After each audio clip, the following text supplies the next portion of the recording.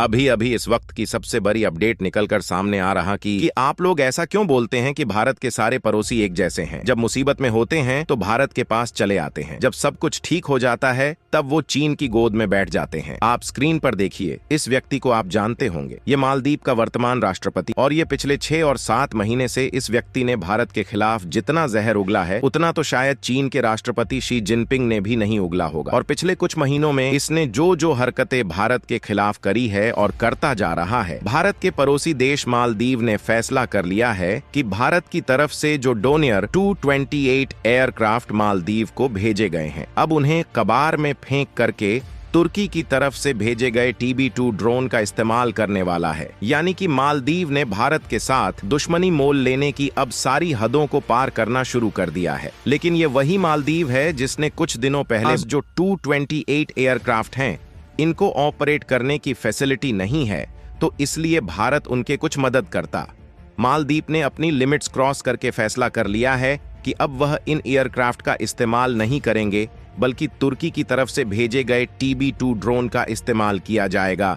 लेकिन मालदीव ने अपनी अकड़ में यह बात भूल चुका है कि इसके लिए उसे कितने बड़े नुकसान उठाने पड़ सकते हैं। पूरी अपडेट क्या है समझते हैं इस वीडियो, लेकिन उससे पहले वीडियो को लाइक करके चैनल को सब्सक्राइब कर दें, क्योंकि यह आपके लिए 1-2 सेकंड का काम है जिससे हमारी काफी मदद मिलती है। अगर आप सच्चे देशभक्त हैं तो कमेंट्स में जय हिंद जय भारत जरूर लिखें। चलिए दोस्तों, हम अपने टॉपिक पर आते हैं। दोस्तों, मेन खबर यह है कि मालदीव आज से नहीं बल्कि काफी लंबे समय से अपने स्पेशल इकोनॉमिक जोन की निगरानी के लिए भारत के डोनियर 228 एयरक्राफ्ट का इस्तेमाल करता रहा था, और यह मालदीव जैसों के लिए सबसे अच्छा सोल्यूशन था। Dornier multi role aircraft capable aircraft, जिसे surveillance, patrolling, cargo transport, medical और तमाम तरीके के ऑपरेशन के लिए इस्तेमाल किया जा सकता है। एक्सपर्ट्स का मानना है कि भारत का यह एयरक्राफ्ट मालदीव के लिए बहुत ही अच्छा सॉल्यूशन है, जिसने मालदीव में कई लोगों की जान बचाई। और यह एक ऐसा एयरक्राफ्ट है जिसे किसी भी प्रकार के वेदर में उड़ाया जा सकता है। वहीं तुर्की की तरफ से मालदीव ने जो रिसेंटली ड्रोन रिसीव किया है,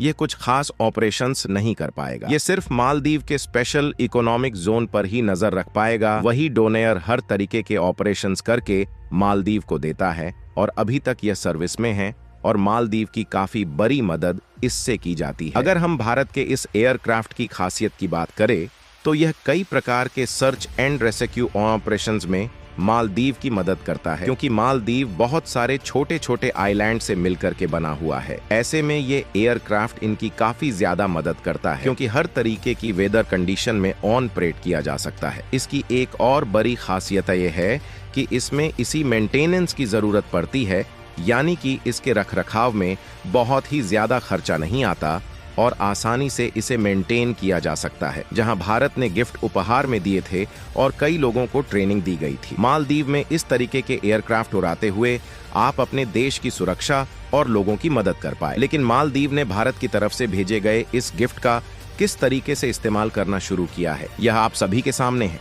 आपको बता दें कि मालदीव की टूरिज्म मिनिस्ट्री के मुताबिक जनवरी से मार्च 2023 में 56,000 से ज्यादा भारतीय टूरिस्ट मालदीव पहुंचे थे। वहीं इस बार साल 2024 में जनवरी से 10 अप्रैल तक सिर्फ 37,000 ही भारतीय टूरिस्ट मालदीव गए। इस साल 3 महीने के भीतर मालदीव जाने वाले इंडियन टूरिस्ट में 34% गिरावट देखी गई, और भारत के द्वारा मालदीव को दिए गए इसी एक झटके से मालदीव की इकोनॉमी सड़कों पर आ चुकी है। यहाँ तक कि मालदीव के राष्ट्रपति मोहम्मद मुइज़्ज़ू इतने मजबूर हो चुके हैं कि उन्हें भारत की सड़कों पर आकर इंडियन टूरिस्ट के सामने मालदीव में अपनी छुट्टियां बिताने के लिए हाथ जोड़ना पड़ रहा है, ताकि भारतीय टूरिस्ट दोबारा से मालदीव जाना शुरू कर दें और मालदीव की अर्थव्यवस्था फिर से पहले जैसी हो सके।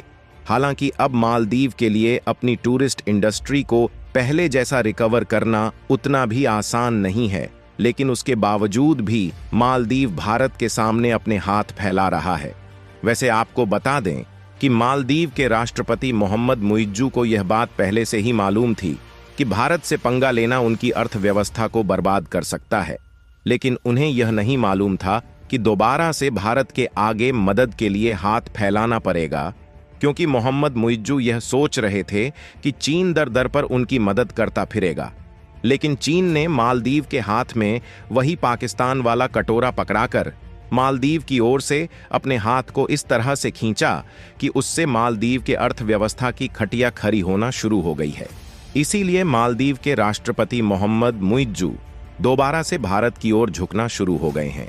इसके अलावा मालदीव दोबारा भारत से गेहूं, चावल, दाल और आलू समेत सभी फूड प्रोडक्ट की सप्लाई चाहता है ताकि वह भारत पर अपनी डिपेंडेंसी को कायम रख सके। जबकि मालदीव और भारत की तनातनी के बीच मालदीव ने भारत के बजाय तुर्की से गेहूं, चावल और दाल जैसे अन्य अनाजों को इंपोर्ट करना शुरू कर दिया था।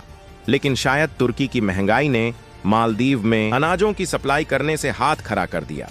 इसलिए मालदीव ने भारत से अनाजों की सप्लाई के लिए रिक्वेस्ट किया और भारत ने इस मौके को न गंवाते हुए गेहूं, चावल और दाल की सप्लाई दोबारा से मालदीव में चालू कर दिया ताकि भारत की पकड़ मालदीव में बनी रहे।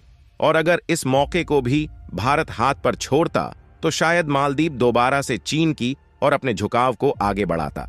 और इस सप्ताह की शुरुआत में भारत सरकार ने मालदीव के अनुरोध पर साल 2024-25 के लिए कुछ निश्चित मात्रा में आवश्यक वस्तुओं जैसे अंडे, दाल, चावल, गेहूं और चीनी आदि के निर्यात को मंजूरी दे दिया। और अगर आप इस ट्वीट को देखेंगे तो इसमें मालदीव के विदेश मंत्री भारत के द्वारा अंडे, दाल, चावल, गेहूं और चीनी समेत अन्य खाने पीने वाली जरूरत के वस्तुओं की सप्लाई दोबारा से चालू करने के बाद भारत के विदेश मंत्री एस जयशंकर प्रसाद को मेंशन करते हुए धन्यवाद भी दिया है। और इसमें मालदीव ने साफ साफ कहा है कि ये भारत और मालदीव के लंबे रिलेशंस का एक हिस्सा है।